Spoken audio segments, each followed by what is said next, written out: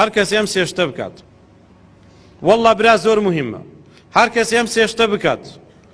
لە دوای نوێژەکان لە مزگەوتە بمێنیتەوە بۆ ماوەیەک، بە پێ بێی بۆ مزگەوت بۆ نوێژی جەماعەت. هەرچی کاتێ دەستنوێژگرتن کاتی دەستنوێژگرتن بوو، ساردە گەرمە ئەو هەیە نییە تااقەتت هەیە نییە، هەڵ بدە دەستنوێژەکە تازەکەرەوە. ئازانی چی دەبێت، ئازانی چی دەسەکەوێت. ومن فعل ذلك عاش بخير، ئەوە بەخۆشی دەژی، ژیان و گوزرانی لە دنیادا خۆشە بێت. ومات بخير، و بە خێر و خۆشیش دەمرێت.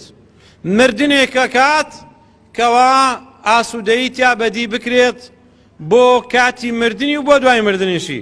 وكان من خطيئته كيوم ولدته أمه، لە ئاست تاوانەکانیدا وەکو ئەو ڕۆژە وایە کە لەدایک بوو بێت، یعنی تاوانی لەسەر نامێنێت، ژیانی خۆشە بێت، مردن و پاش مردنیشی باشە بێت، خوای گەورە لە تاوانەکانیشی پاکی دەکاتەوە.